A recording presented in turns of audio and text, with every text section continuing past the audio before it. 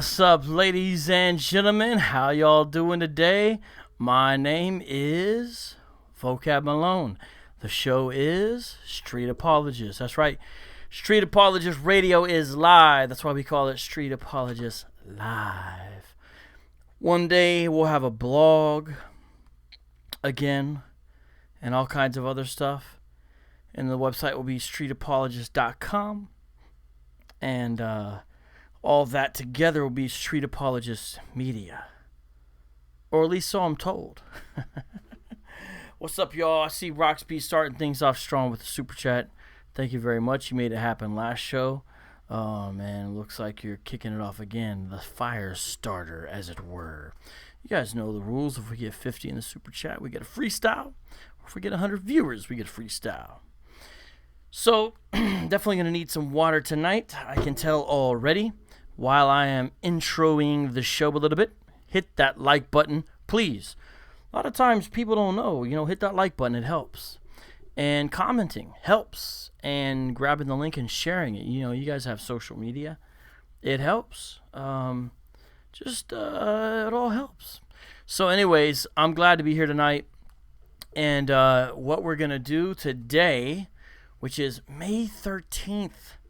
Can you believe it? It's May 13th? Yeah, it's May 13th already, 2019. The time's about 10 till 7 here on the west coast of Arizona. Well, I'm in Arizona. It's sort of the west coast. Hey, yo, what's up? Also, much love to Ham Sunshine with the super chat. Can 50 books fit into the backpack? Let's ask the backpack. Can 50? No, he said no. I guess not. I'm sorry. But you know what? In honor of the backpack's multiple contributions, we are going to start off. You know what? Let me see if I even have it. It's been such a long time. I'm glad you said that. Just give me a second, guys. Most of you probably already know what I'm doing. If I can find it. All right, let's try it. I don't actually know if this is it. Let's find out if it works. Backpack. Do you have 50 books for us tonight? Let me know if you do. AS.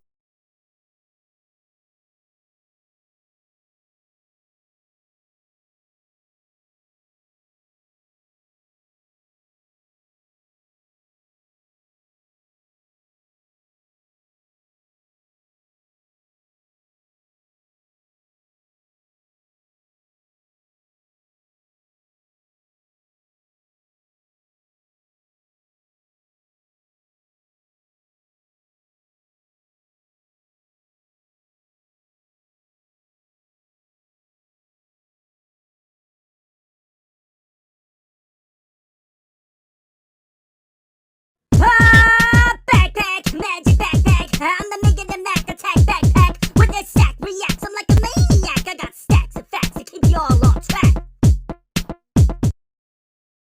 I might do that again later on in the show, since that was not perfect execution. Hopefully next time we can get better execution. Let me set it up real quick for future execution. If you don't know what that's from, where have you been your whole life, right? So what are we doing today? 50. 50. Shout out to you, Lily R, out in BKLYN. Also for the super chat. Seriously, you've been holding it down for a minute. And I'll be seeing you. Okay, so here's what's going on. I've had a number of people say, hey, you guys have inspired me. No sound. Is there sound now, though, right? That was only a second, right? That was only for a second.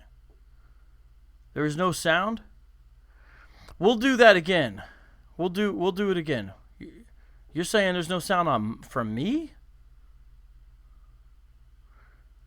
Guys, give me a 1 if you can't hear. If you can hear me, give me a 2 if you can't, because it sounds like you guys are saying you can't hear me.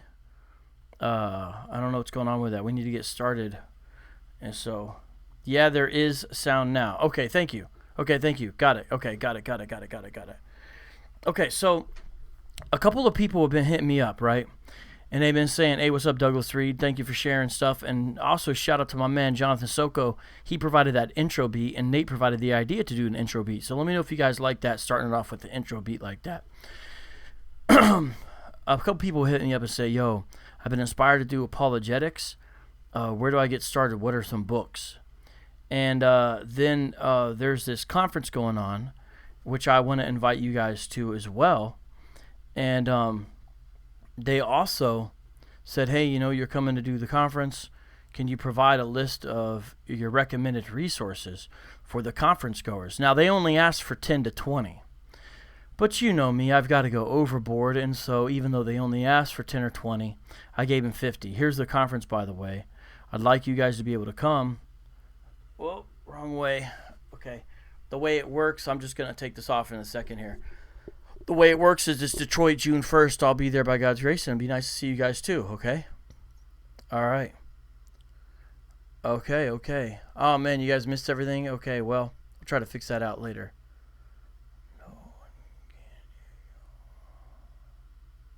Yeah, I get it. Okay, so anyways, there's the conference, and so they said, hey, you got some book recommendations? And I said, yes, I do. And so I came up with 50 instead of just 10 or 20. And so now I'd like to share those with you guys tonight, and I think you will be blessed by them.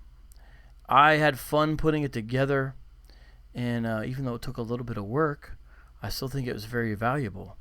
And so this list is not designed for you folks out there who have been doing urban apologetics or apologetics for years and years and years already. Although I do think it can help you, perhaps. This list is mainly designed for the person starting from scratch. That's the idea here that I have, okay? And so there's 50 books, and I'm going to give you a synopsis of each one, and we can talk about apologetic questions that arise as I share with you each one. Quite a number of them I'm going to have physical copies of, but then the other ones I'm going to have to show you on my Kindle, okay? And speaking of digital platforms for books, make sure if you want to buy Logos, you use the promo code Vocab Malone 8. You get a 10% off discount, and you get 5 free books. That's only for listeners to this program. So you definitely want to do that. And Logos is the best thing around. It is the best thing around. It's not exactly cheap, but that's where the discounts come in. Okay, so with that, let's get started right away.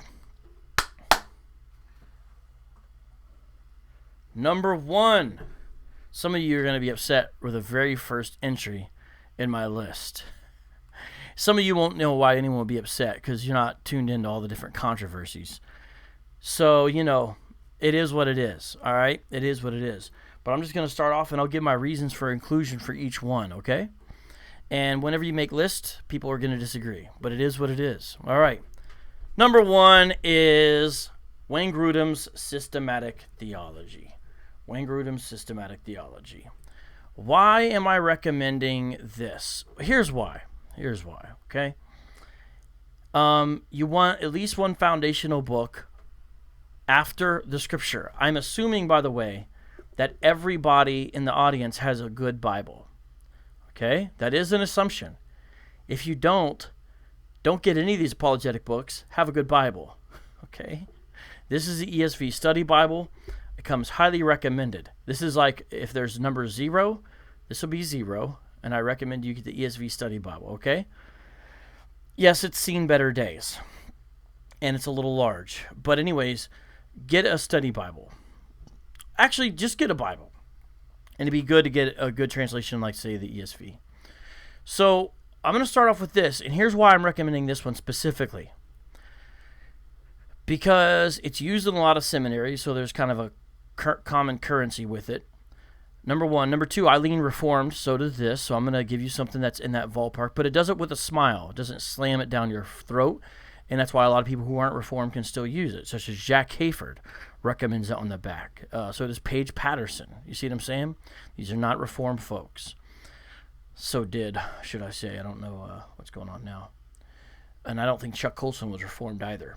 So anyways, here's the deal with this. When it gets to a position on an issue, it lists out the scripture verses for it. A lot of times it's right there in the text, so you don't have to look it up, and that's very helpful. And it also gives a fair analysis and summary of the other positions. A lot of systematic theologies don't do that. The reason why, regardless of what you think about certain political issues Grudem has gotten into and everything else, I still don't think this can be beat, is because of the way he handles a variety of positions and issues in a brief but concise but helpful manner and lists the Bible verses out. There's just really nothing like it when it comes to systematics. Not only that, it doesn't have a whole lot of hardcore philosophy. Some of the systematics do. Charles Hodge. Now, I find it helpful, but if you don't have a background in philosophy, it's gonna be intimidating. Robert Raymond. Some of these get into the philosophy real fast, and it can be intimidating. This is not intimidating. An average adult person should be able to use this. So that's why I start off with Wayne Grudem's Systematic Theology to have in your library. Now, most of these are going to be, urban apologetic books, but they're not all going to be that way. Or there'll be things that can apply to that, meaning there's along those lines. Jonathan Soko saying, dang, that's $40 even for the Kindle version. I find it hard to justify them charging so much for an ebook. I know what you're saying, bro. Number one, just look how massive it is. And if you get Logos, a lot of the Logos I think it comes free with. And not only that, but it's more searchable. You guys are funny talking about the condition of my Bible. Kavi, the reason why I said Grudem over Hodge is because I'm taking this as a person who does not have any kind of sufficient apologetics library yet. And I don't think Hodge is a good entry point for anybody. I'm not dissing Hodge, but he wades into issues and doesn't speak as plain, especially for a 21st century English speaker. And I think that's going to be problematic. It's also a 3-volume set. And check this out. I know Grudem can be expensive. It's just because of the size of it, guys. But listen to this. Here's the deal. Just pay attention to like christianbook.com or whatever it's called, Christian Book Distributors, you know what I'm saying? And a lot of times you can find it on sale. Okay, we need to keep it moving here. The second one, Apologetics Methodology, Always Ready by Greg Bonson.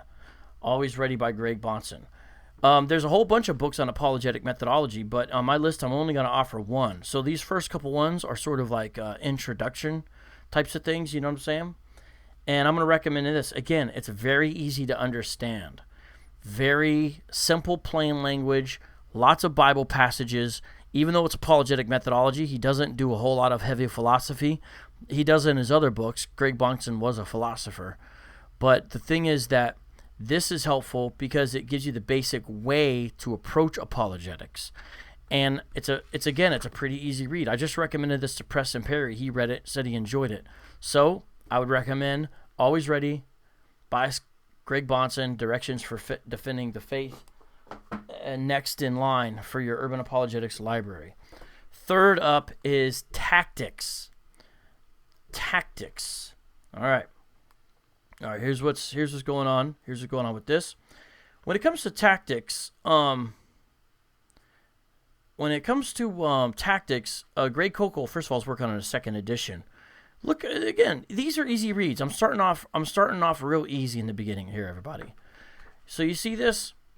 A game plan for discussing your Christian convictions. Notice what I've done here. I started with Systematic Theology book. So you got the foundations in general. And then what I've done is I've went to a general apologetic methodology, how to do apologetics in a biblical way. Now, thirdly, I'm going to a book on tactics, meaning how do you do it in the sense of strategies. There's really no book like this. What it does is teach you how to effectively use questions. And after you've got your systematic theology in place, and then you've got your apologetic methodology in place, this is a perfect next step book. Instead of just having to make declarative statements all the time, you can ask questions. And there's really no better way to approach apologetics. And Greg Kokel's a really awesome guy, clear communicator. And again, good stuff. I see you, Roxby. Check out Roxby's comment, everybody. Okay. Thirdly, that was number 3. Now we're on to number 4. Now moving out of the area of general theology and apologetics to some specific urban apologetic things. I'm doing this from the perspective of somebody who wants to do something along the lines of what I'm doing not just general apologetics. Hey, Benjamin, thank you. Props to you, Vocab. I like your name, Benjamin. That's a great name, by the way. And DNU cosines tactics, that's good. I'm glad. I've got an interview with Greg Coco. I need to upload it to you guys, by the way. I need to talk to Conman Mike. I need to talk to Conman Mike for real and get him on that. Yeah, tactics is so good. The atheist community is starting to adopt it. Yeah, they like to rip us off. I think street epistemology is a ripoff of a lot of Christian stuff as well. You're totally right. I got you, Soko. I'm going to have to get some stuff on Logos and Payday. Things have been rough lately, but I need some stuff to read. You know what? We should do like a miniature fundraiser for Jonathan Soko because he gives me so many beats. He's probably given me like 30 beats. And what we should do is set up some kind of little GoFundMe, not over the top of the moon, but $100 or something, try to raise something like that for a book fund, and also to pay for the beats he's given. Because Jonathan Soko hasn't charged me for a single one beat. He just gives them freely. You know what I'm saying? And he wants to become a better apologist, by increasing his library. Maybe we could do something like that. Remind me of that later, guys, because that could be cool, because he's a dope dude and helps make the show happen. Okay, so now we are going into the urban apologetic realm here. And now let's look at this. It's actually a book called Urban Apologetics, Why the Gospel is Good News for the City. Now, this book is actually written by a brother, Christopher Brooks, who I've been on his show before. That interview is on the channel. It's called Apologetics for the Hood, I think. And he actually is in Detroit. So he's right there in Detroit.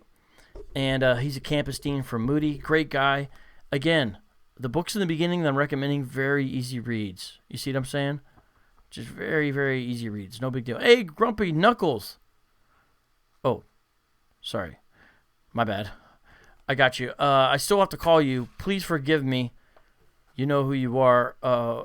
I got busy. I saw your message. I'm behind. I do want to talk to you. I do want to call you. Please forgive me. I was not ignoring. Well, I messed up. I'm going to get with you. So I'm sorry about that. My bad. Please understand. I hope you can. Okay, now we're going on to some more urban apologetic books. Here's a book called Defending Black Faith. Answers to Tough Questions About African American Christianity. Ironically, Craig Keener is not black himself. His co-author is. But his wife is, so he became interested in these. And Craig Keener's like a world-class scholar, so really good stuff. And let's go over here now, and I'm going to try to show you guys another book. Here, hold on, give me a second here, guys. Okay. By Craig Keener. This book right here. This is my next recommendation. Called. Well, I'll show you here in a second. Black Man's Religion. Black Man's Religion. Can Christianity be Afrocentric? I never knew why they have that dude looking like he's in the middle of a Marvin Gaye concert or something, right? I mean, if there's a singer who should be deserved to be named Keith Sweat, it's this guy. You know what I'm saying? That's the real Keith Sweat. Sorry. But I'm showing you on Logos. It has a cover color, but this is another book by the same set of authors, and it's such a good book. Such a good book. It deals with so many great issues that don't get covered a lot. Let me show you real quick here some of them.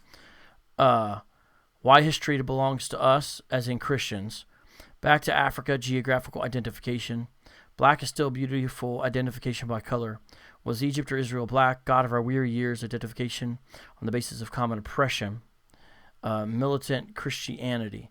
Now again, if justice through reconciliation. If you are not, if you're not sort of dealing with these issues and questions, I understand. But these issues, they are very relevant in the realm in which we're dealing of urban apologetics. I see you. Thank you for the super chat. Like I said, I'm sorry. Oh man. Okay, now going on. What number are we on? I think we're on number 7. Number 7, urban apologetic books. This is a super old school book. How Black is the Gospel. Now, some of you don't understand. You're like, you just mentioned like 3 books with defending black faith and black man's religion and how black is the gospel. Look, here's the deal. In this area, the questions are not the same. We just need to understand this. Picture yourself as a missionary in Haiti. Picture yourself as a missionary in France. Picture yourself as a missionary in Brazil.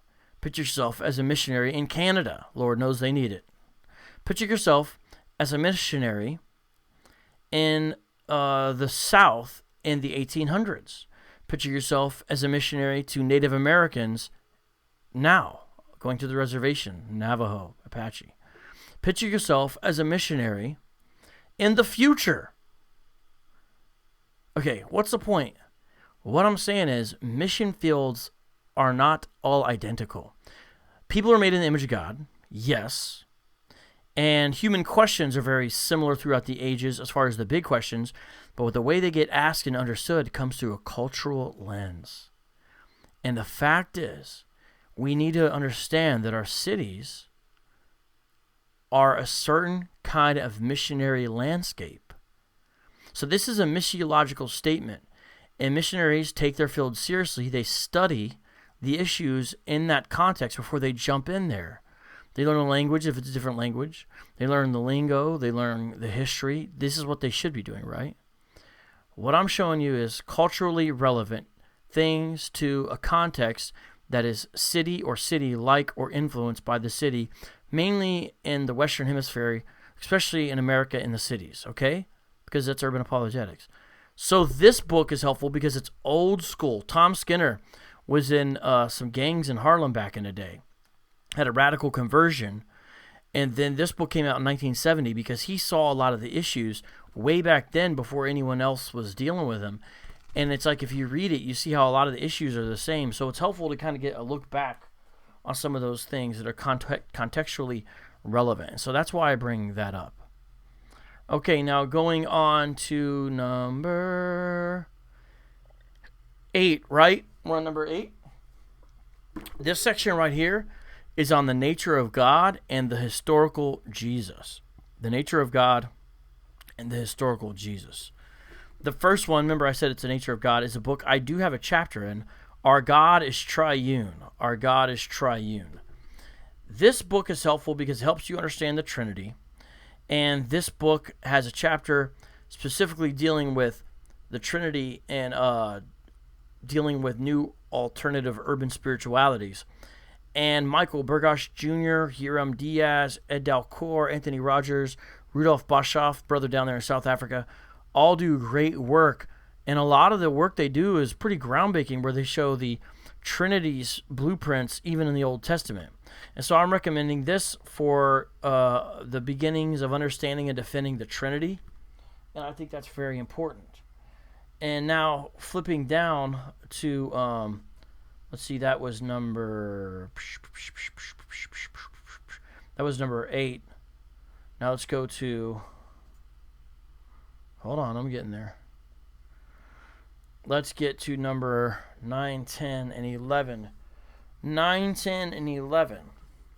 Remember I said books on the historical Jesus and the nature of God. Here's the next one. Reinventing Jesus. How contemporary skeptics miss the real Jesus and mislead popular culture. Ed Kamazeski, James Sawyer, Daniel Wallace. This book is great. There's so much here. It's over 300 pages. I especially want to point your attention to here in the back, this last section, part 5, Stealing Thunder. Did Christianity rip off mythical gods? Those 3 chapters in that last section are the most important and relevant. But listen to the rest of this. The tainting of ancient New Testament text. So it has a little bit of textual criticism in here. Did the early church muzzle the canon? It has a little bit of canon development. The divinity of Jesus, early tradition or early superstition, has to do with the deity of Christ and how early it was. And you can still see I've used this book a lot. This book is amazing. This is a really, really good book. And it deals a lot of good stuff that you need to deal with in relationship to the parallels people try to draw with these pagan gods, as does these next 2 books. And these are important with atheists as well, not just urban apologetics. Now, this is the first edition, But this is The Gospel in the Greeks by Ronald Nash. His brothers went to be with the Lord, but I love Ronald Nash and his attitude and a lot of the stuff he did. This is a great book. Did the New Testament borrow from pagan thought? This is all over the internet, and when you start doing urban apologetics, you'll find out that some of the Hebrew Israelites even accuse Christians of this, the Old Testament only ones, and the Kemet guys, the Kemet science, Kemetic guys, they definitely do this. These books are essential. This book, though, right out here is especially essential. You got to have this book. Now, I would get the second edition, not the first edition, but you just got to have this book. It's just such a good book about what he does, and you can see how these attacks are they're all over. I mean, just look at this. Look at this. He has a history of philosophy here, and then he looks at the book of Hebrews as a test case for what he's saying. Then he gives an overview of the mystery religions of the day and contrasts them with Paul. Then he gives an overview of Gnosticism. Then he shows some New Testament criticism and how it falls short, such as Rudolf Bultmann. There's so much more in here, but these are important. Now, here's the next one. Remember, this is about the historical Jesus right here, this section, and the nature of God as well. Shattering the Christ Myth by J.P. Holding. Did Jesus not exist? This book is on Zulon, and the format's weird, meaning it's really big. I wish it wasn't so big. But if you don't want all this, this is available on Kindle now, and it's updated. He hasn't made a physical version available, but he's made a Kindle version, and it's like 3 parts of it. So if you just look up J.P. Holding, James Patrick Holding, and you look for like the 3 or 4 editions, they're like $3.99 each, and he's taken this book, updated it, and digitized it. So that's another way to get this same product. And this book is pretty essential too, because he answers a lot of these questions that these guys try to raise and attack with Christianity. Now I'm starting to lose what number we're on. Was that number 11, everybody? I think that was number 11. Man, I hope I'm not messing up. Let me write down what number we're on just to see, because I think that's number 11, right? Does anyone know what number that was? Anybody? Because I'm kind of going out of order with some of them, and so I'm losing track a little bit. Yeah, I think it was. All right. So now I think we're back to number 12. So here's number 12 and 13. Where did they go? Okay. Yeah, so we just finished 11. So we're hitting 12 now, right? Okay, thank you guys. Okay, here's number 12. The Color of Christ, the Son of God in the Saga of Race in America. Edward J. Bloom and Paul Harvey. I don't think that these guys are Christians. This is on University of North Carolina Press, Chapel Hill, by the way. Really a beautiful book. It's got, the binding on this book and the cover is just really nice, really great. And this book is really well written. Now, why do you need this book?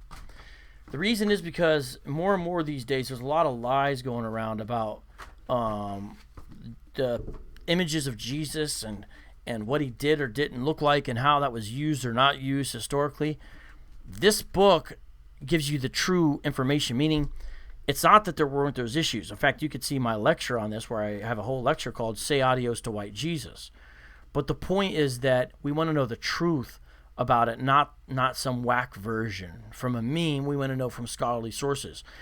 I like to be equipped with the real information, and this book helps you do it. And so I think this is good. That way you'll have more information than those making the attacks a lot of times. Okay, now we're on number 13, right? What did Jesus look like? Now you may say, wait, isn't that the same kind of book you just offered? No. Number one, this book's brand new. This is also a very beautifully laid out book. It's filled with pictures and images, which is what you need. That book's more about the history of the way Jesus images were used in culture and society and not used, going way back. This one is more about ancient drawings and paintings, and can we come to any conclusions about how Jesus might have looked or not looked. So this does a little bit of she's like an art historian, right? And so this does a different thing about actually what conclusions we could draw or not draw, and even gets into some forensics and stuff. So these, again, are not Christian books, and these books are, a little trickier to read than those first books I mentioned. But if you're going to do urban apologetics and you want to know the truth, you've got to have these. Very, very, very helpful book.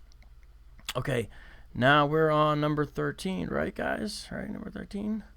Number 13. Yeah, I believe it's number 13.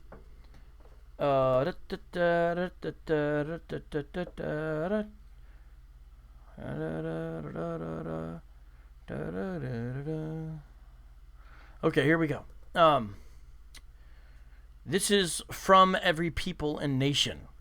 So now the new category that I'm talking to you guys about here is getting a biblical view of people groups and culture. So sometimes people will say statements about ethnic groups and race that are just not informed on all sides of the issue. And so what I want the Christian church to be able to do is to talk about these issues from a biblically informed way, to have the truth. And we got to do that by starting with what Scripture says. And so J. Daniel Hayes has done an excellent, excellent job. You guys are saying, this is number 14? Is that what you guys are saying? I'm sorry, I'm losing track because I went out of order. Are you saying this is number 14? Guys, let me know if you're saying this is number 14. Or are you saying this is 13, I'm going to go on to 14? Please let me know. Let me know if this book right here is 13 or 14. Put the number for this book right here because I've already lost track. Okay, so from every people and nation, a biblical theology of race. This book is just so good. It helps so much the ethnic makeup of the Old Testament world. Creation, blessing, and race, Genesis 1 through 12. Israel, the Torah, foreigners, and intermarriage. Israel and Black Africa during the monarchy. Racial issues in the prophets. The ethnic makeup of the New Testament world. Race and the theology of Luke, Acts. Oh man, this book is so good. This is a beautiful, beautiful book. So this is number 14. Wow, I'm really confused now. Thank you guys. And I know, have I read every single page of every single book? No. Have I read pretty much most of these books I'm telling you? Yeah. That's why I can recommend them. Do I agree with everything in here? Now, this book is not objectionable at all. I'm just talking about in general. Do I agree with everything in every book or that everything the authors I recommend have done? No. But this is a way to get your apologetics library started, okay? And I really am trying to be helpful here. And I want to now show you some stuff on Kindle. And what is this? Is this number 15? Is that what you guys are telling me? Is it number 15? You guys got to let me know here. Let's see. I got to get rid of this here. Okay. Oh, okay. Here's the next book I'm showing you guys. Right here. One Human Family. One Human Family. Man, they went ahead and put Lenny Kravitz on the cover. Just kidding. I'm sorry. This is important to understand because this is written by a creation scientist, and in One Human Family, he doesn't just do the Bible's data like J. Daniel Hayes does, who's a biblical scholar. He also gets into science. So let me show you a little bit here about some of the things that he covers. Okay, Carl Weiland, 2011. He works for the same organization that Jonathan Sarfati does, by the way. So look at this, the race and origins debate. This is important because it shows how Darwinism has basically made people have an excuse to be racist. And then you can see here the chapter titles. This is important. This idea of the Hamitic hypothesis or this Hamitic curse. It's actually been misused a lot, and that's a very important point as well. And then now look, here we are about DNA. So this is important. It talks about eugenics as well, which is important. Prejudice and privilege, slavery and white guilt, modern evolutionists, contra racism, people groups, genes still matter. So this is cool because it gets a little bit into genetics, right? The ever-changing story of human evolution. Because what's going to happen is a lot of people that you're going to interact with, they are going to have evolution as their way that they look at things in relationship to this. When they talk about people, groups, and culture and stuff like that, and I want you guys to not have the same view as them, because we can't take an evolutionary view of human origins, or else I think we're compromising the truth. And again, I know some of you guys listening, like I got my man Reasonable Faith Indy, would be more on the older side, and this book's not. But guys, again, can't we learn from people we disagree with? You know, I think we can. And I think this is a good book that has a lot of good information to give you a biblical view of culture, getting into the science side of it. Different people, different language, echoes of Genesis. So this gets a little bit into like, how did the so-called races even come about? High-tech versus low-tech humans, natural selection, race and intelligence, racial differences in attitudes and outcomes, discrimination, race, another look, indigenous issues, apartheid, color and conundrum, the effect of religion on culture, racism today and hope for tomorrow. Good stuff. I hope that you guys can see it's good stuff there. So that's a book I want to recommend. It's, again, called One Human Family, The Bible, Science, Race, and Culture by Kyra Weiland. And if you didn't want that, you could go with this instead. This is not a new book. Don't count this, guys. This is a different one, One Blood. It has an updated version. It's by Ken Ham and Don Batten. I think his name's Don. I forgot. What's his name? Is it Don Batten? Yeah, Don Batten. And it has an updated version of that you could do as well. So that's something. I know I'm skimming through the book because I'm looking for the next thing I'm going to do. Oh, yeah, here's the next thing I'm going to do. It's also on my Kindle, which is One New Man. Jarvis Williams is a black New Testament scholar at Southern Baptist Theological Seminary, and this is a beautiful book, The Cross and Racial Reconciliation in Pauline Theology, Jarvis J. Williams. The foreword is by one of my favorite New Testament scholars, Thomas Schreiner. Even though I don't really agree with his view on the gifts, I still think he's excellent.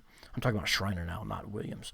But I've met Jarvis Williams, and he does great work on this, and it's very helpful. And here's the deal. We want to think about these issues, but we need to do it in a biblical way. And if we listen to what the world has to say, we're going to be messed up because the world does not have a biblical view. The world's going to have an evolutionary view. The world doesn't have the gospel as a solution. You see what I'm saying? We can't take our cues from the world on these issues because they'll mess us up. And so I am going to recommend these to help us get a biblical view of people. And this helps you think like a missionary, which we've got to do. Leslie Newbegin was a famous missionary from yesteryear, and he had went and done his time, and then he came back to Europe, and when he came back, he realized he was in a post-Christian Europe, meaning he saw the differences more than even other people because he had been away for a long time. And Leslie Newbegin, again, don't have to agree with everything you said, and I'm not recommending one of these books, I'm just telling you about Leslie Newbegin. Leslie Newbegin wrote about how to do missions in a post-Christian society and context, and in the West, that's what we're dealing with. Okay, and so we've got to get back to a biblical view of these issues and understand we're missionaries in every context. We are really in the West. You see what I'm saying? And most of you are in the West somewhere. Most of you. Okay, so now what number are we on, guys? Faithful to God, my man. Yeah, John Frame is my favorite, but not for New Testament scholar. Frame's, I wouldn't consider Frame a New Testament scholar. I was just talking about my favorite New Testament scholar. And I said Schreiner was one of them. Frame I consider more of a philosopher and systematic theologian. And so for that, he's my favorite. Although I don't have any Frame books here because I think sometimes he might be a little bit above where people could be. Even though I really want people to read him, I didn't include him on my list of 50. Yeah, Frame is my favorite philosopher and my favorite person who writes on apologetic methodology. But Greg Bonson writes more clear, and so that's why I recommended that book. But I do love Frame, man, for real. He's one of my main guys for sure. So what number are we on now? Are we on 15 or 16? Please let me know. I'm getting really confused here. Now what are we going to talk about? 17? Wow, thank you, Terrence. Appreciate it. So this section I'm calling Africa, the Bible, and the Transatlantic Slave Trade. Africa, the Bible, and the Transatlantic Slave Trade. And so let me show you a couple books on that. And the first one here is by Edwin Yamauchi, and it's simply called Africa and the Bible. And again, these issues are important. But again, if you're kind of like, oh, well, that's not really what I do, you actually see that these are important things regardless. And Yamauchi is a world-class scholar. The Curse of Ham, again, that's important to understand. I don't think people realize how significant that's been in the history of Western civilization and exploration. Unfortunately, it's a bad thing. It's a bad thing. Moses' Cushite wife, Solomon in Africa, Tirhakah and other Cushites, Rome and Meroe, why the Ethiopian eunuch was not from Ethiopia. Now, I don't think I necessarily agree with that chapter that is in here, but the point is not to agree with everything. It's to also think about things, and it's a thoughtful exploration. But I don't think I agree with it. Cyrene in Libya, and then this is the most important chapter, chapter 8, Afrocentric biblical interpretation, and then he does Martin Bernal's Black Athena reviewed. This is specialist stuff.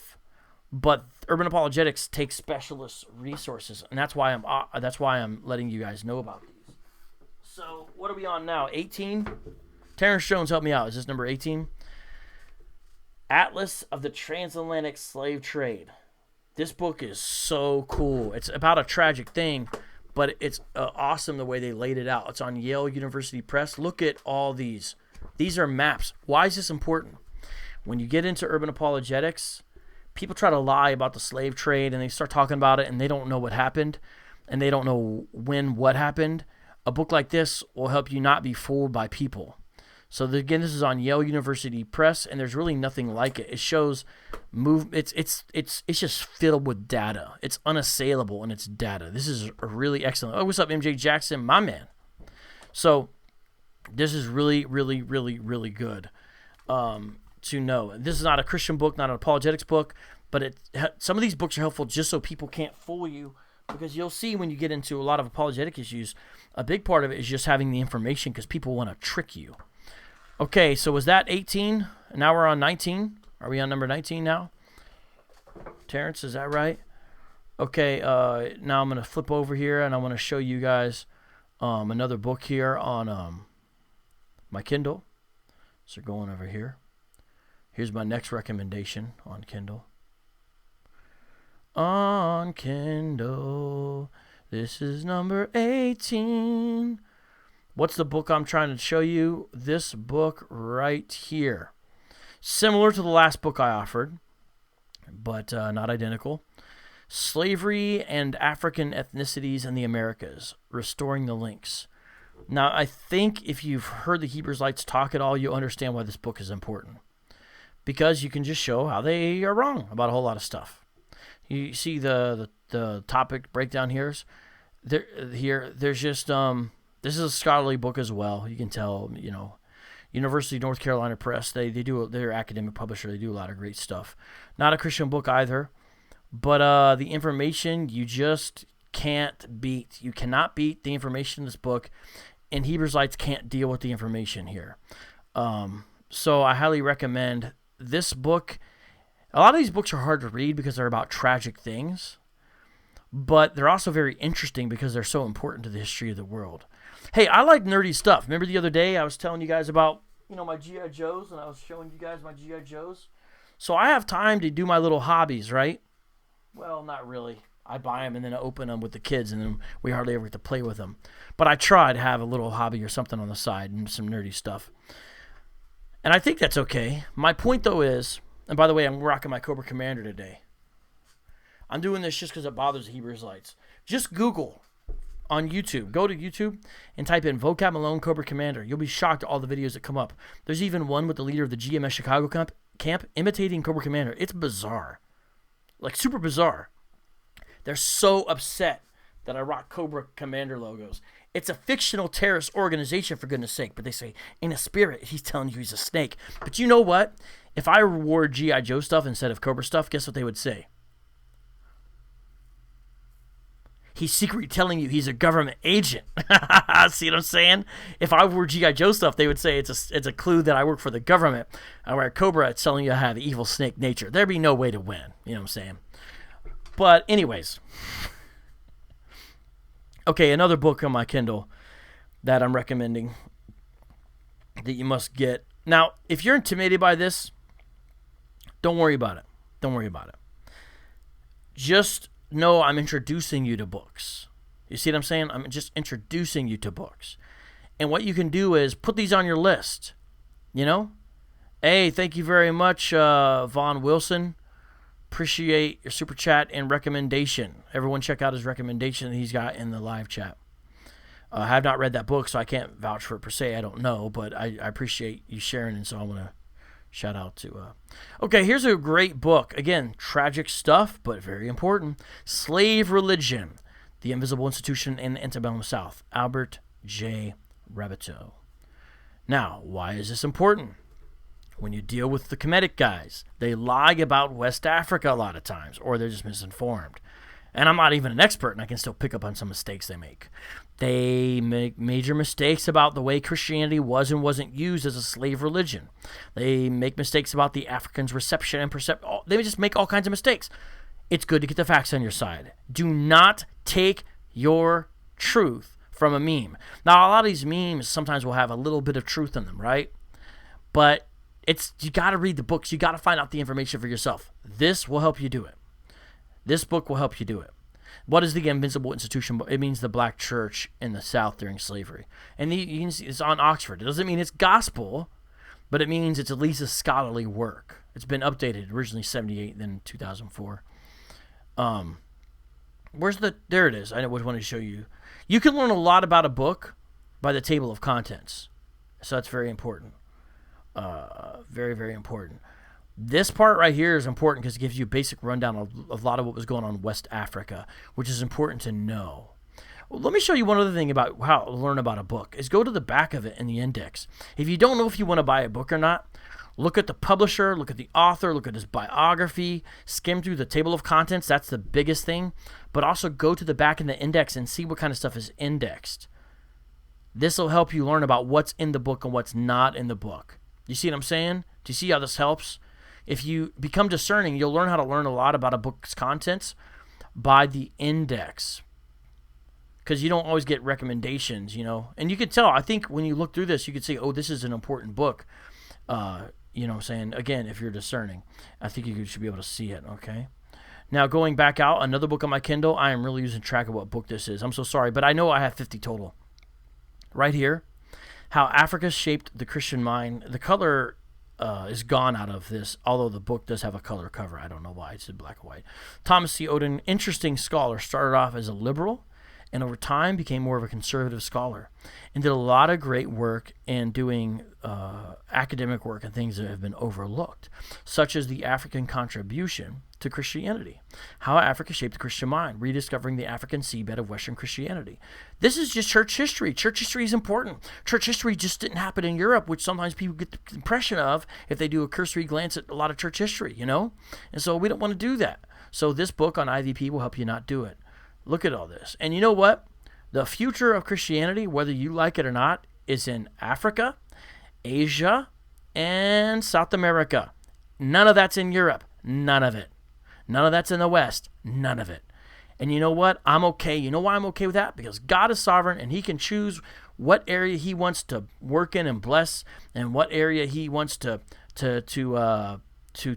pass over in that time, in that era. And that's his choice, and I'm okay with it. So if you're upset about the future of Christianity being in those regions, sorry, God's in control. And that's another good thing that Leslie Newbegin pointed out, and I think that's important to understand our missiology.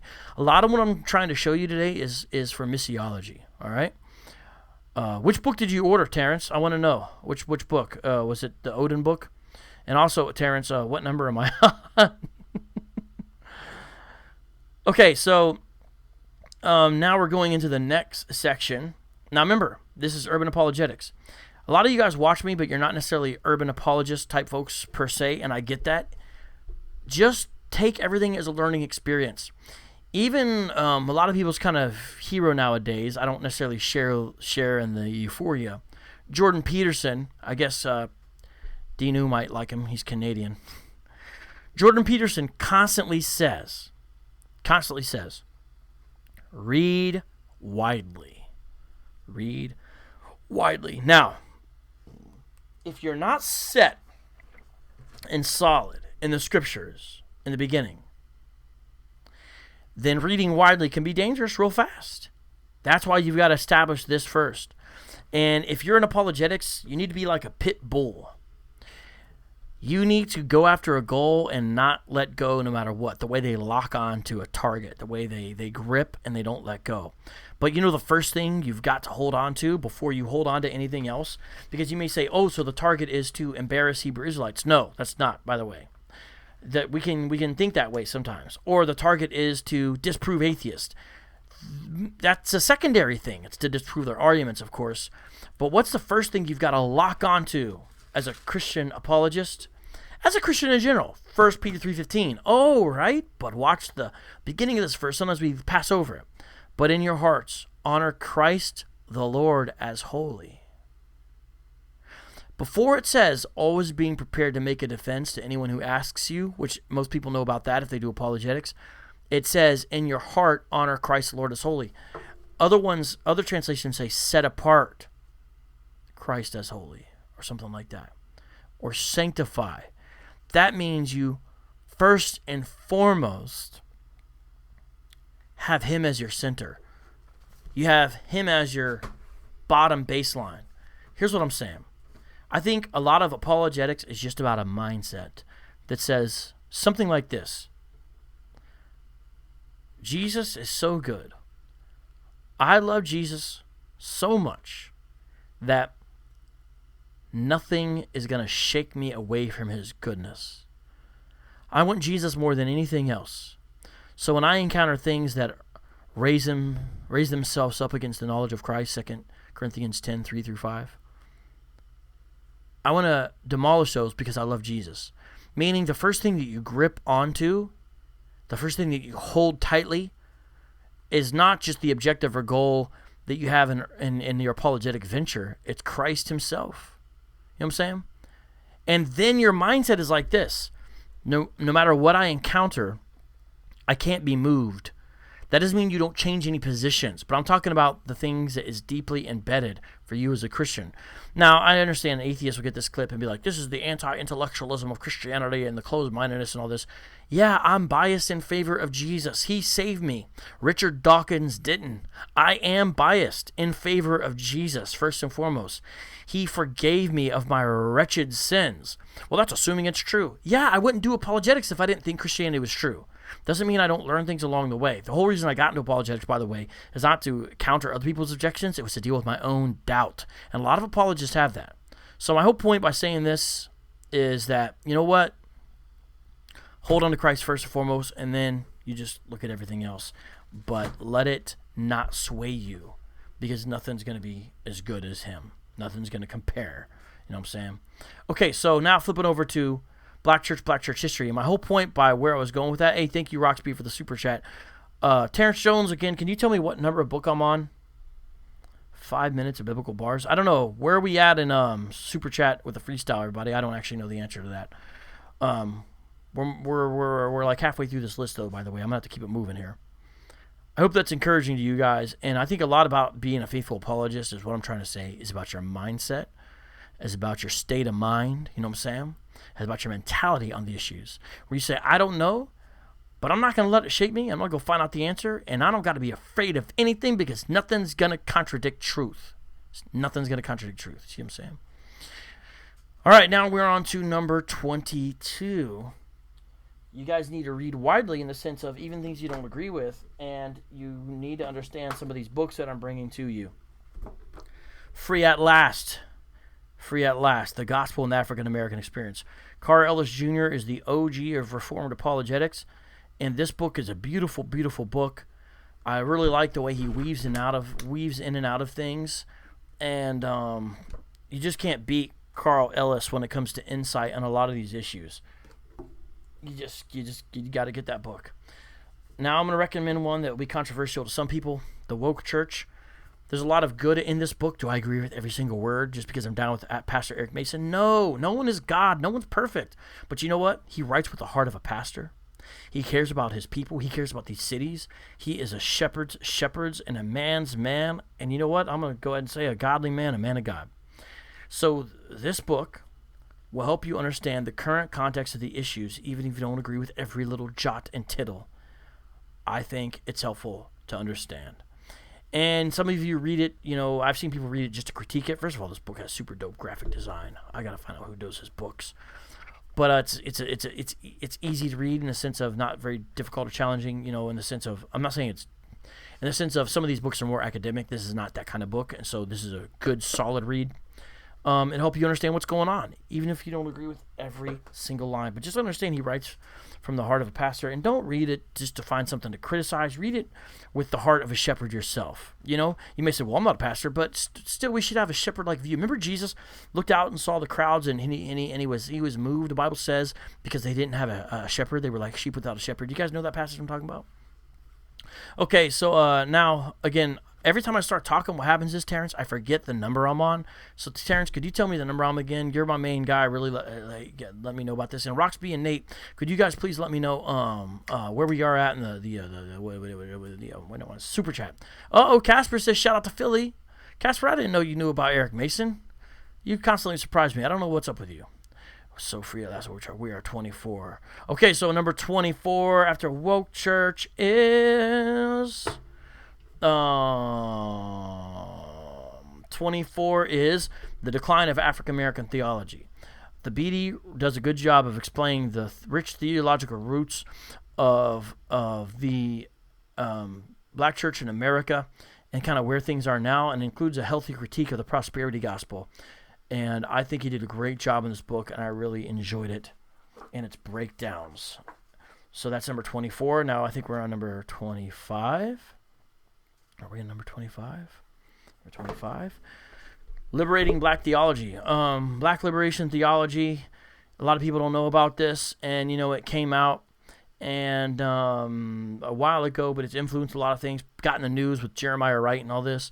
And Anthony Breitler is good because he's an academic and he writes from an empathetic perspective, but he also offers a wholesome critique, the Bible and the Black experience in America. So a lot of you, it's going to be a lot of work, right? Are you going to read every single little thing James Cone ever wrote? Probably not. Start here, though. Bradley does a great job there, and I think that's an important book to get. Okay. Now are we on number 25? Is this number 26? Number 26, Free Indeed.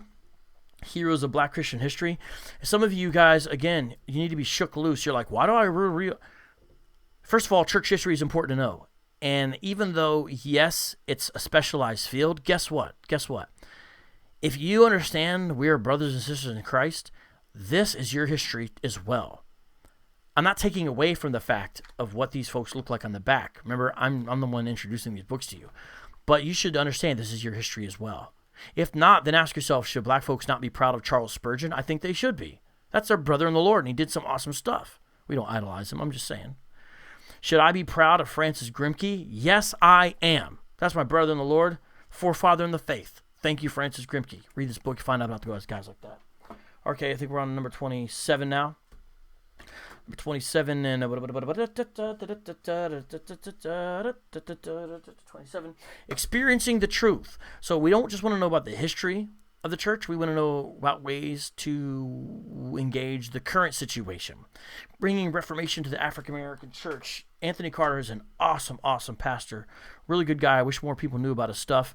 And now let me show you here in Kindle, the next book I'm recommending, similar to that book, which is Reviving the Black Church, also by Thabiti Onwabwile, A Call to Proclaim a Sacred Institution. You can just tell, I hope, when you look at this, these are good. And what this does here, these books help you have a good ecclesiology. Ecclesiology is your theology of the church. Your theology of the church. Everyone needs to have a good theology of the church, and this book will help you do it, especially in a contextual sense, in a contextual setting. Okay, so that's what this book will help you do, as well as the one I mentioned before. And so now I think we're going over here to chapter 28, or number 28, which is... Oops, I left Kindle and I shouldn't have, like a big dummy. The next book's also on Kindle. Okay, this book also that I'm going to show you, I do not agree with everything, how he parses it out and all that. However, it's still an important book to have, and I think very helpful. Similar to Thomas Oden's book, maybe from a less empathetic version. Now, I don't like this generic cover they put on Kindle. That's not the real cover of the book, so it looks all janky here. The Lost History of Christianity by Philip Jenkins. The 1,000-Year Golden Age of the Church in the Middle East, Africa, Asia, and How It Died. Very important book, though. Yeah, very important book, just to give you an idea of things. And there's another book that Philip Jenkins wrote. This is not on my list. Do not count this one, please. Don't count this. I'm just showing you this. It's called The Jesus Words, which Jabari thinks everybody should read, like it's going to change their view of Christianity radically. If you have a good, wholesome understanding of Christian history, it's not going to shake you up at all. Man, what happened? I hate when I get tears on books. I just ordered this and I saw a little tear. Whatever. I mark up my books anyway, so it doesn't really matter. You know what I'm saying? I get crazy with them. I don't treat them like precious objects in that sense, even though I kind of do in another sense. I don't know. Okay, what book are we on now, my man? 29. Thank you, Terrence. You're my man today, for real. Okay, now we're going to talk about alternative urban spiritualities. Alternative urban spiritualities. And again, got to go back into Kindle like a big dummy. Because I messed up. One is you got to have a good critique of the prosperity gospel, the health and wealth gospel, the name it, claim it gospel. And I don't think anyone's done better at that than Hank Hanegraaff. There's an old school book version of this. It's green. It's also very good. This is the updated version, Christianity in Crisis, 21st Century by Hank Hanegraaff, Thomas Nelson, 2009. And he does a really good job of breaking down the health and wealth prosperity gospel. This is a good book. And you can see this crosses over into other areas besides urban apologetics. But you've got to have this book to know what these false teachers say. Otherwise, you'll kind of not be fully understanding the level of problem that they are. And that book, I think, will help you do it. And so, flipping over, what number are we on now? I forget. Please let me know. I'm talking about alternative urban spiritualities in this section. And so the idea is become familiar with alternatives to Christianity in our cities. Okay, you see what I'm saying? Here's the next one. This should be required reading Malcolm and the Cross. He's a Christian academic. It's on New York University Press. Louis De Caro, must be Italian. I love his name. He's got to be a Paisan. Graduate of Westminster Theological Seminary. And he writes empathetically, yet still critiques the Nation of Islam. And the way this is written, this is such an insightful book.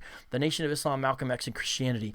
This is good because it doesn't just do Nation of Islam, it does Nation of Islam in retrospect of Christianity. You know what I'm saying? It does those two intersecting things together. And so I think that's why it's important and helpful. I know I'm missing a couple super chats. Hey, thank you, Nate. I think you just gave one. So I'm sorry that I'm missing. I'm talking pretty fast, aren't I? That's because my coffee kicked in, I think, is what's going on here. And you just got to deal with it. Okay. Are we on 30? Is this number 30? Okay, here's number 30. Similar book in the sense of that is The Changing Face of Islam in America. Pretty weird cover, I know. But Carl Ellis contributed to this book, also with Larry Poston. And this is good because he has some very helpful sections that a lot of books don't have. A lot of books get into Islam, but he does not only Islam here, but also stuff specifically related to African-American Islam, which I think African-Americans comprise about 20% or something of Islam today, or maybe that's just Black Americans, which could include Africans and Jamaicans. So I don't know exactly how they work that out. I was just reading a study about it today. But anyways, he writes very insightful on this, as well as some helpful history on the Nation of Islam, and even a little bit on the 5%ers. And this is not one of my book recommends, but if you want to know more about the 5%ers, get that book. Now, if you want to know more about this, is a recommend. So I'm counting now a recommend, okay? This book is not by a Christian, but it's about the 5%ers. 5%er Rap, God's Hot Music, Message, and Black Muslim Mission by, oh, that's kind of funny, by Felicia. Get it? By Felicia. It's by Felicia Miwakawa. Okay, sorry, it's a dumb joke. Anyways, though, so we're on number 32. This book helps you understand about 5%ers who are break off of the Nation of Islam and have heavily influenced hip-hop. And some of you may think, oh, these are the cults of yesteryear. To a certain extent, that's true. However, if you follow me on my Facebook, you'll see that I post articles about the NOI and 5%ers to show you how they're still relevant.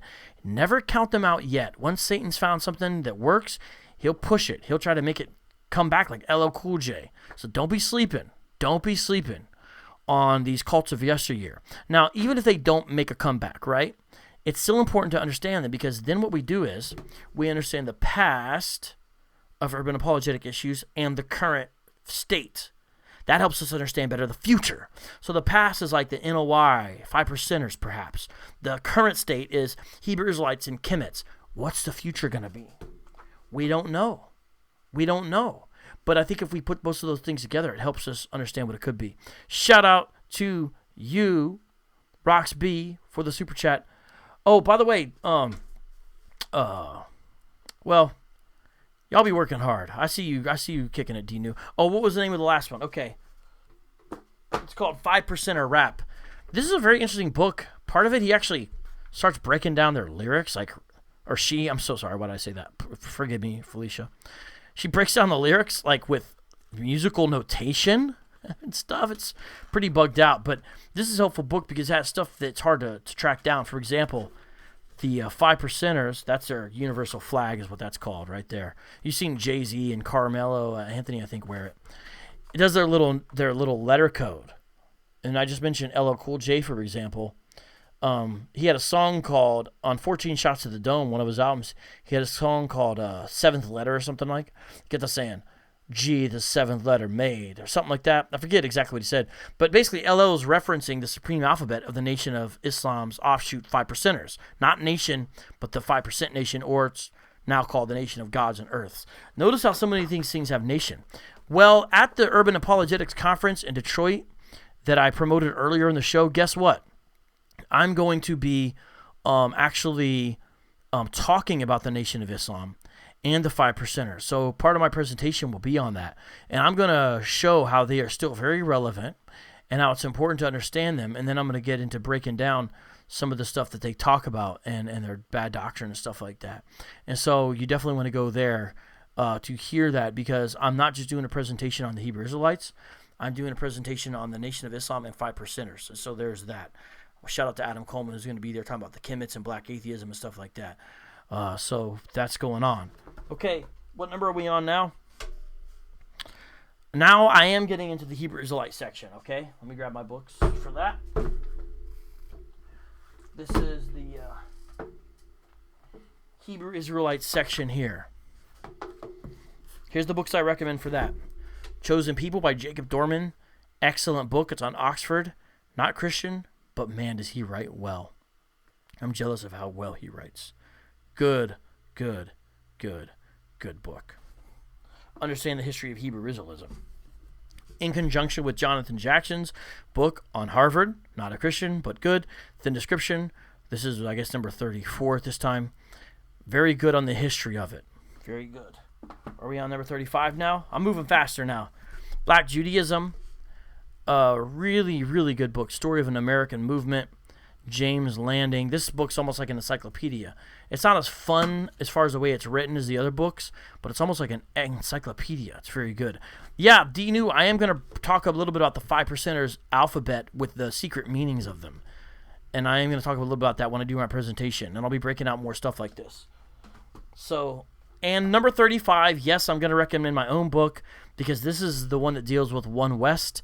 And it's a very simple read. It's not as academic as far as the way it's written as some of the others. So I do recommend this book as well, number 35, to understand the Hebrew Israelites. Now I'm leaving the Hebrew Israelites and going on to Kemet and Old Testament related issues. Kemet and Old Testament related issues. Are you guys ready for that?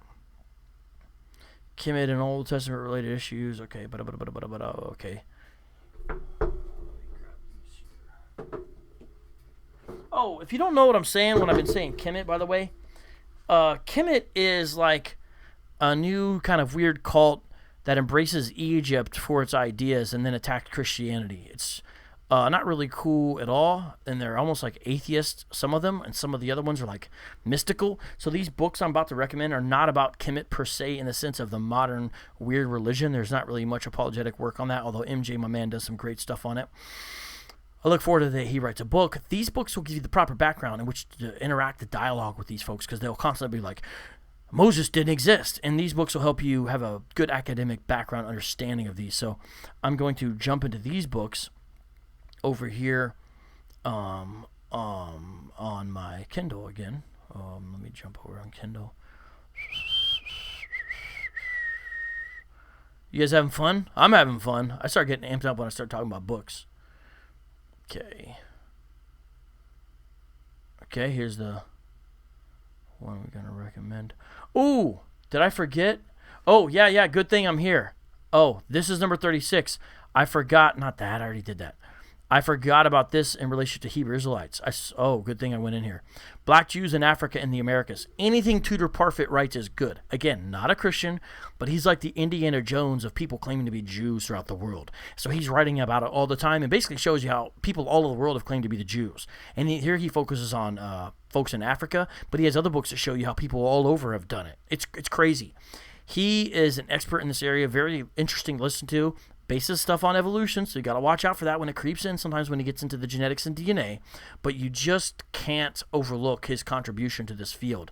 And it's kind of bonkers once you get into it. This book is just stellar. I read this on my last plane ride back from Denver.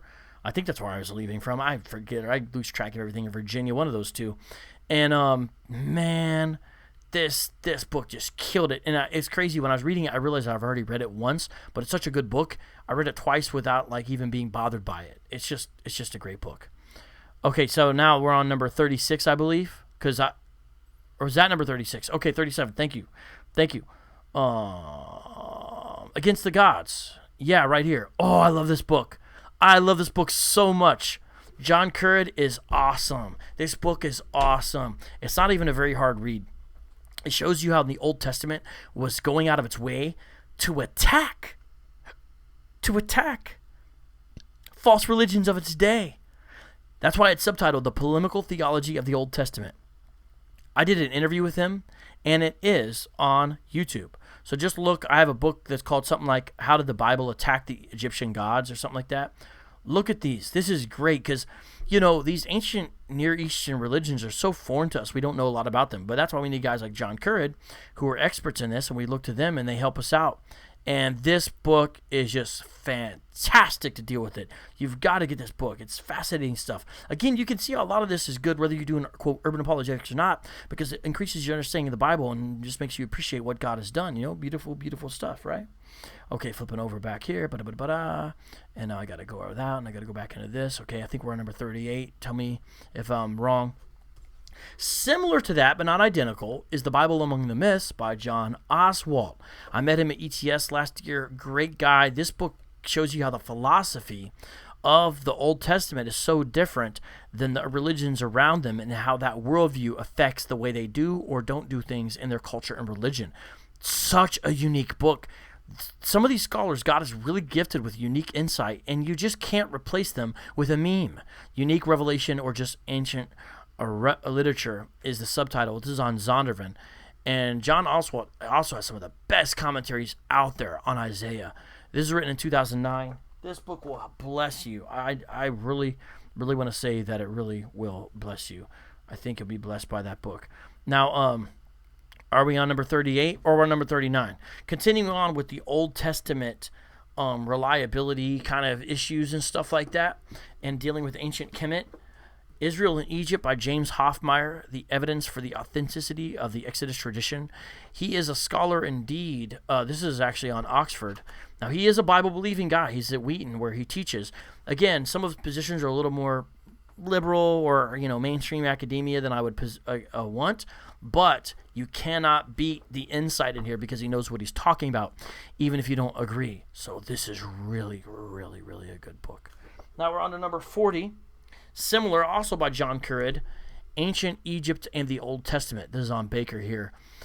He's associate professor of Old Testament at Reformed Theological Seminary in Jackson, Mississippi, and has his PhD from the Oriental Institute at the University of Chicago, which, by the way, who else famous in history taught at the University of Chicago? Do you guys know? Indiana Jones. So if he went to the same university to get his archaeological degree that Indiana Jones went to, he's a respected guy in his field. And that's all I got to say about that.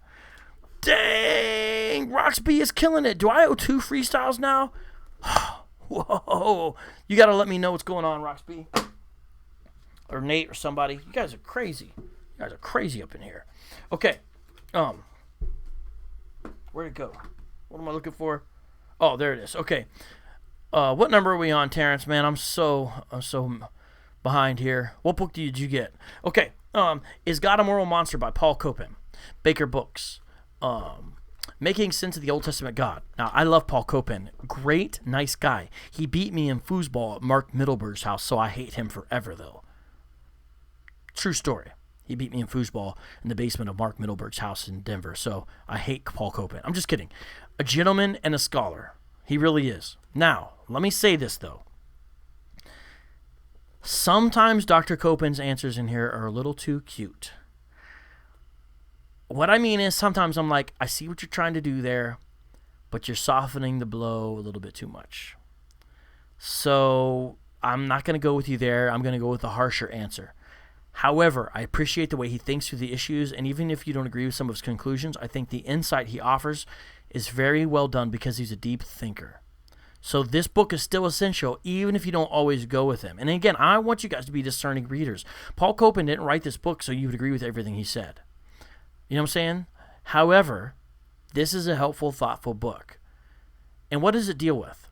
God is arrogant and jealous. God is guilty of ethnic cleansing. Does God endorse slavery? Does God punish people too harshly? Does God oppress women? Does Christianity cause violence? Very, very important stuff. Not a fan of the cover, all these cover, it is what it is, right? I'll teach you Krav Maga, and then you can beat vote. I'll teach you Krav. Well, hold on, Andrew. I don't want to. It was foosball. Andrew Graham, we didn't fight in Mark Middleburg's basement. We did foosball. So I don't want to beat Paul Copan with Krav Maga. I want to beat him in foosball. You know what I'm saying? But then again, I don't really care about foosball. David Wood's kids beat me in foosball too, and I didn't care. They were like, whatever. But Sam Shamoon did worse than I did against them. They're like, man, we thought vocab was bad. You're worse. That's kind of funny to see Sam get beat by the kids worse than I did. Anyways. Okay. I definitely went off a little bit there. Back to the Kemetic stuff and Old Testament reliability stuff, which is very important. 42.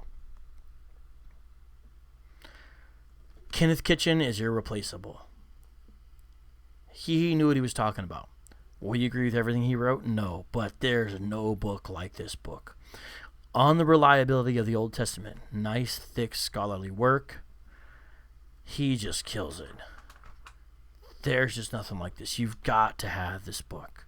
You've got to get this book. Really, really, really good. No, it's not Copeland, Ham Sunshine. It's Copan. He's a philosopher. In fact, there's a video where, if you guys remember Muhammad Hijab in the David Wood debate, actually refers to Paul Copan as David Wood's boss. Go back and watch that debate. It's hilarious. He quotes Paul Copan and calls him his boss. And so there's a video I took on my Instagram. You should follow me on Instagram, by the way. And it's pretty funny. I go up to Paul Copan when he's first landing at the airport, because when we were at ETS last year in Denver, we met up with Paul Copan, me and David. We waited on him because we knew he was coming in too. And when he comes in, I was like, look, everyone, it's David Wood's boss. And his wife was there too. And she thought I was like a fanboy. She's like, oh, that's good. Look, honey, someone knows who you are. She's like, you've got your fans too. It was a funny thing. I was like, no, you're David Wood's boss. He didn't know what I was talking about though. Anyways, it's kind of funny. Corrence Chandler, I also go with John Piper's Theodicy. But, so I'm feeling you. Yeah, not Copeland, by the way. You guys are getting confused here. So there's that book. Now, about general Old Testament reliability and biblical difficulties, we're still in that area because the commit guys bring up a lot of the same objections that the atheists do. Terrence Jones, what number am I on? I'm so sorry. I don't know. This book is an oldie but a goodie. Encyclopedia of Bible Difficulties. This is the newer international one on Zondervan. Gleason L. Archer. He's an Old Testament scholar for yesteryear. Very concise book. He doesn't deal with everything. He just deals with a lot of big ones. And he does a lot of good stuff in here. This is a good book. Good book.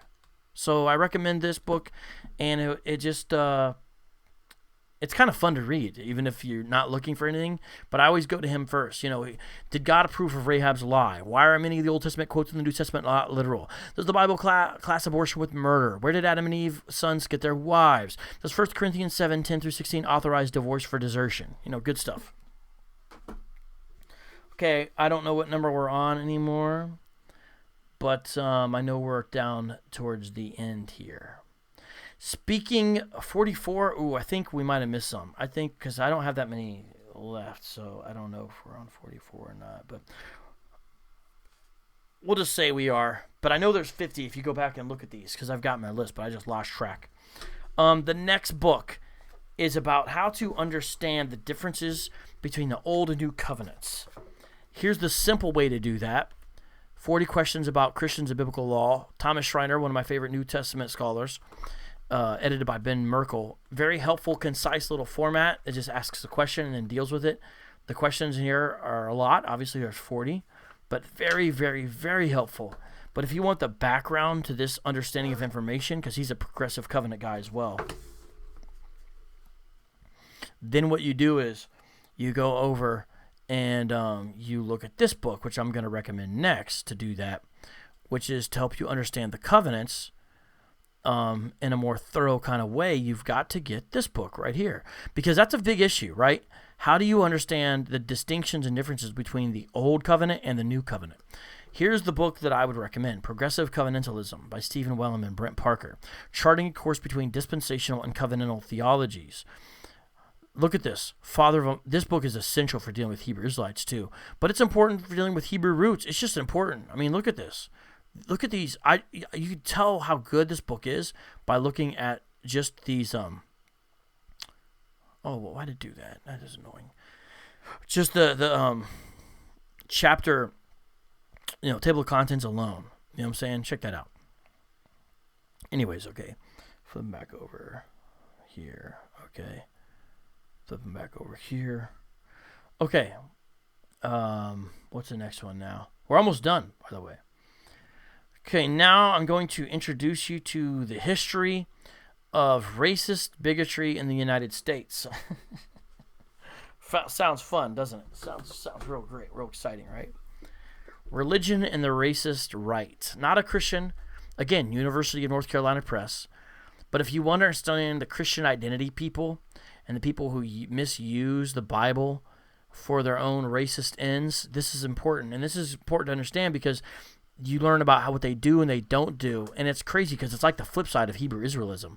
There's a lot of books you could get on this, but it's important to at least have one, and this is the one I recommend. The Origins of the Christian Identity Movement is the subtitle here. It's by Michael Barkin. I think he did a good job. And he's not sympathetic to Christianity, but it's important to have. Religion and the Racist Right. Now, let me see. Do I have the next one on here? I think I only have this book on Audible. Yep. I don't have my Audible up here, so that's not going to work. Let me see if I've got Audible on my phone, although I don't think it's really going to show. Okay, so what Audible is, because I've mainly I'm not logged into my Audible. So irritating. Okay, well, I'll just show you the app. The Audible app, that's the sign-in screen. I'm not going to do it right now. The book I'm talking about next is called The Color of Compromise.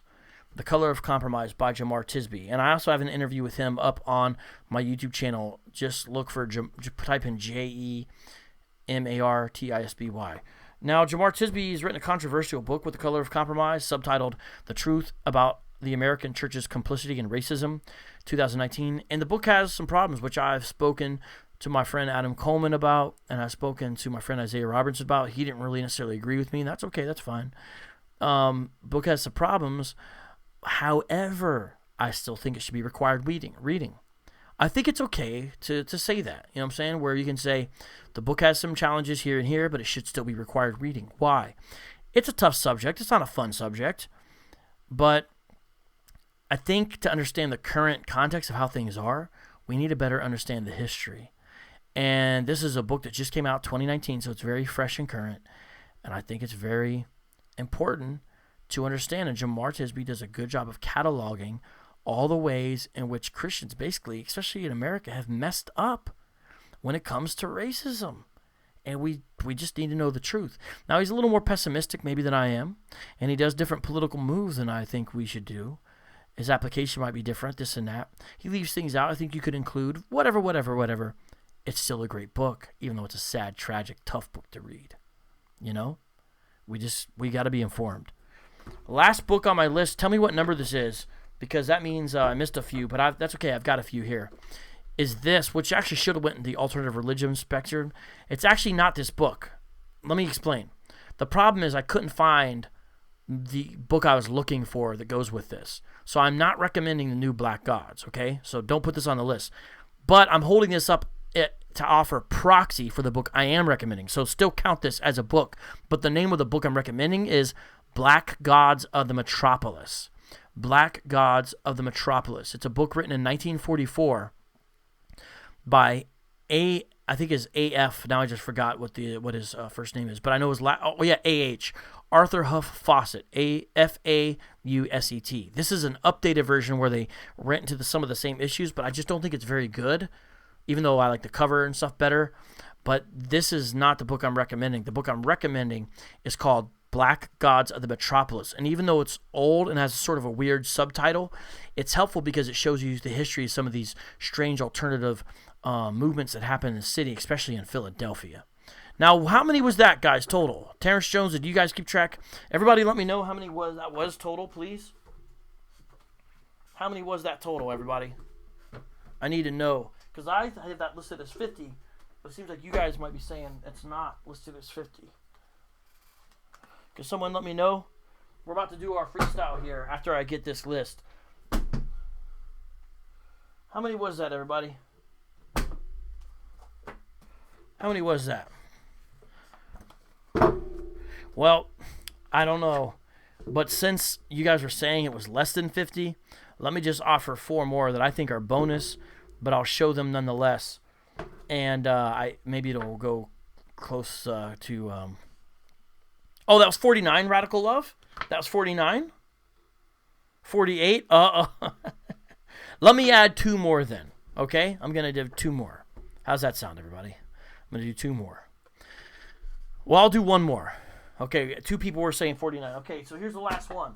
This is another book about how to better understand the Old and New Covenants. It's called God's Kingdom Through God's Covenants. It's a condensed version of progressive covenantalism, which is it's called Kingdom Through Covenant. Which is a massive book. This is a short version, a concise biblical theology, God's Kingdom Through God's Covenants. On Crossway. This is the last book I'm going to recommend. This will help you understand the Old and New Covenant, because that's a very important thing, because it comes up in Hebrew Israelism. It comes up in your understanding of Israel. It comes up in all kinds of issues, and it's helpful. How do we put our Bible together? How do you put the Old and New Testaments together? Where's the continuity? Where's the discontinuity? There's your big issues, and to me, these are the best books written on the subject.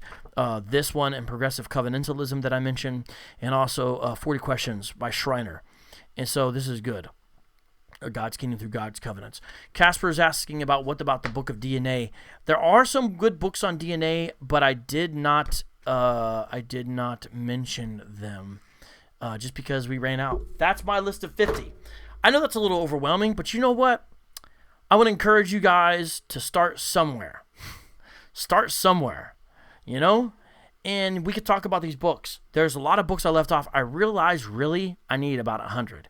If I'm going to say here's the beginning of your apologetics library, I could tell it would be 50. Now, the thing is, though, it's going to be radically different than someone else. Like, if you're more philosophically minded and dealing with atheists, you're thinking, where's Alvin Plantinga? Where's Plato and Aristotle, maybe? Where's Socrates? Where's those classic works? Where's, there's a lot there. I could see people ask, I get that. Where's William Lane Craig at? See what I'm saying? There's a lot that could be included. There's a lot here. I try to whittle it down to my current top 50 that I would recommend if you're going to start out with, what you would need to do. And, it's my list. It's important, and it's important because it's important to have good books. And so, really, I wouldn't take anything away. I would add to it. But I hope you guys understand my philosophy on this. It's not agree with everything and all that. And also, notice how I didn't do a whole lot of primary source stuff yet, because what I assumed here is that you're starting your Urban Apologetics or Apologetics library. See what I'm saying? And so because of that, I'm not offering a lot of books yet that are like Josephus, for example, or Eusebius, because that's a different kind of thing. But those are important to have as well. You see what I'm saying? I didn't offer a lot of original language stuff because you may not be able to do that. I didn't offer a lot of philosophy. I didn't offer any Bible commentaries. See, there's a lot there left out. The Bible says, the making of books, there is no end, and it's true. All right. So, guys, let me know your feedback, what you guys think. Please let me know. And let's do freestyles. We've got 2 freestyles coming up. This has been an awesome show today. You guys are great. I mean, how many shows would people sit through and look at some guy with a bunch of books, and it's crazy, right? But it's crazy. We finished right at an hour and a half, but now we got 2 freestyles, so we can't just leave. You know what I'm saying? We got to do these freestyles. So it's time to do these freestyles. Not going live Tuesday or Wednesday, but got some new videos coming out this week real quick. Check this out. One with Robert Spencer where he's going to talk about ISIS. Important. Another one where it's going to be the audio where IUIC calls a cop over to make me stop talking to them. Conman Mike's going to do a great job on that. It's going to be kind of like the beard video. Also working on another one to follow up about hell. Talk a little bit more about hell. Not that it's the funnest thing to do, but we're going to talk about Rob Bell and his Christian universalism as a way to discuss more about hell, because that came up recently and we didn't get to discuss everything about it. So those are probably the 3 videos coming out recently. And I am going to go live sometime, though. Maybe Thursday, maybe Friday, maybe Saturday, maybe Sunday. Not sure. But I might even have Conman Mike in the background because he's going to be hanging out and visiting Phoenix this weekend. And Conman Mike is the man, so it's going to be awesome. So I'm very excited. Nate, you did a killer job, just like Dinu said, of putting a link every time I dropped a book. Amazing. You guys killed it. Roxby, you killed it in the super chat. I think I missed some people in the super chat. Please forgive me. Terrence Jones, thank you for keeping track of things. You guys are good people. Seriously. All right. Let me get some water and transition into this freestyle. What book, what beat do we want? Let me see here.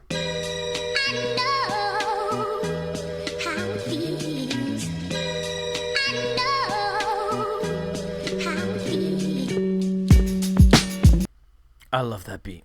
We've got to do that beat. I know we did it the other day. I think we got to do that beat again. We got to do this beat. Let me get the volume right first.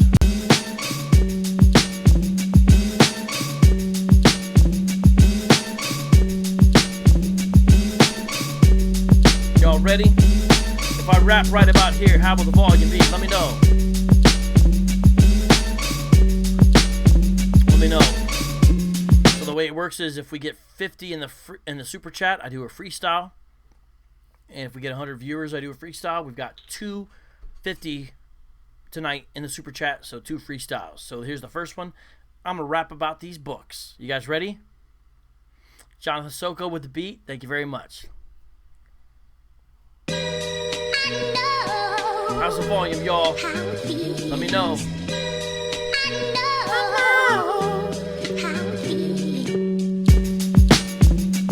Let's begin.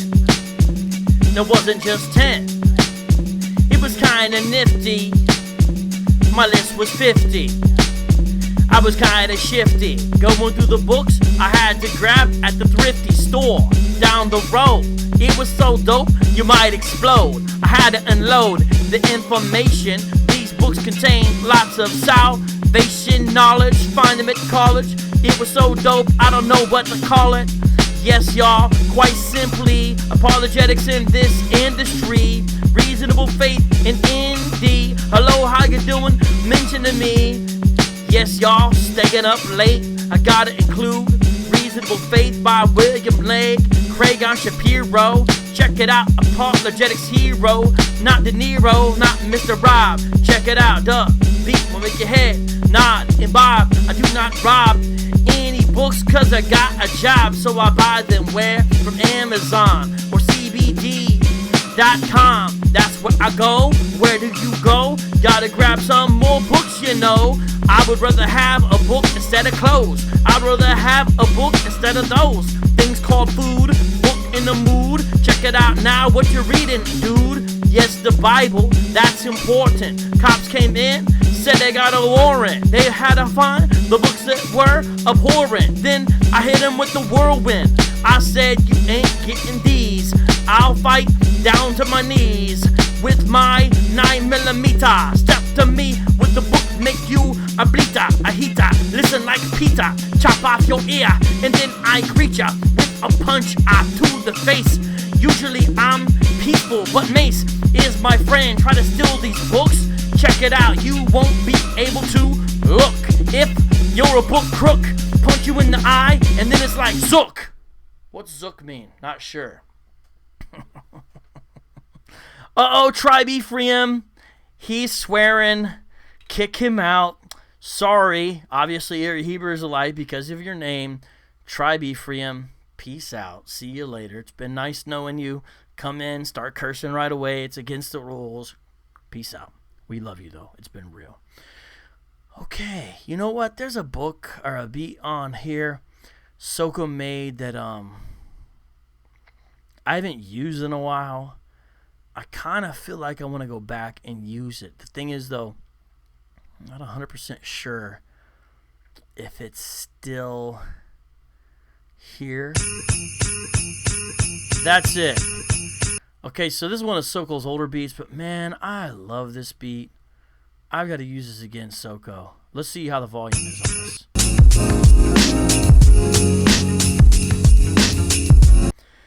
Alright, guys, how's the volume? These beats, to me, are dope. All provided by Soko. You guys ready? You guys ready? Here we go, here we go, here we go. Here we go, here we go. It's time. It's time. Oh, man, I haven't even talked about my book list here. 3, 2, 1, let's roll. I love this.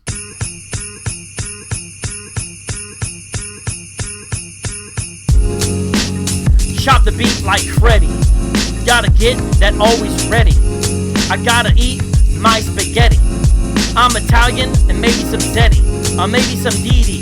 Check it out, I'm greedy. When it comes to books, I'll be stealing from the needy. Reading them on vacation in Tahiti. Peep it out now. The BC is by JS, so I will stress. Read this book, it will be delivered by UPS or the USPS. It's called Tactics, it's the best, I confess. It teaches you a brand new lesson, how to ask like a question in apologetic sessions. No guessing, grab the microphone, I ain't stressing. Next one is Urban Apologetics by my man Christopher. I won't forget it, I won't regret it. Defending black faith, you got to get it. Now you gotta read the next with your vision. This book is called Black Men's Religion. Make a decision like an apostle. How black is the gospel? It's universal. Yes, y'all. No rehearsal.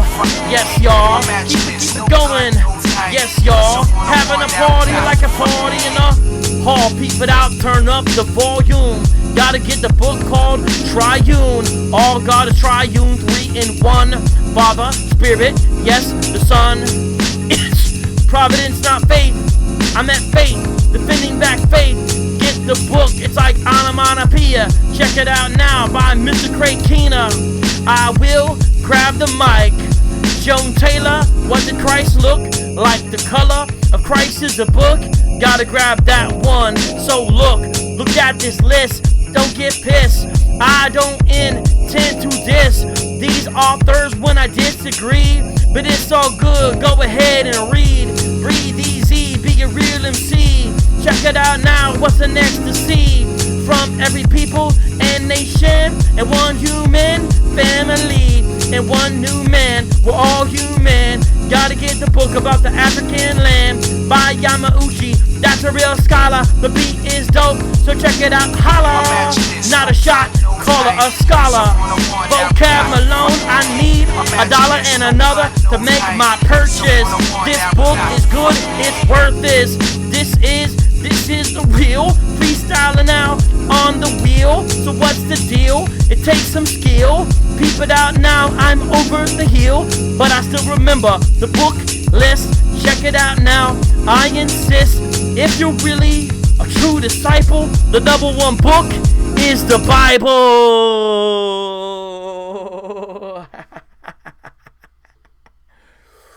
Yeah. You know what?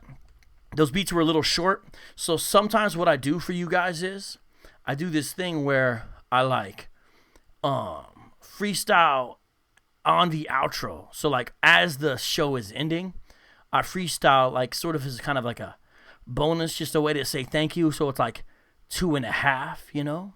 And so I'm going to do that today. But let me just find the beat that I'm going to use to do it. I think it's going to be...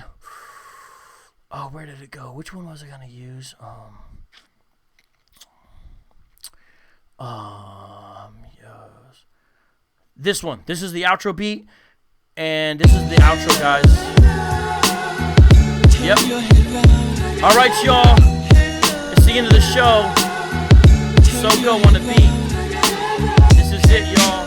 Let me know about the volume. This is the outro freestyle. I'm not even counting this one against y'all.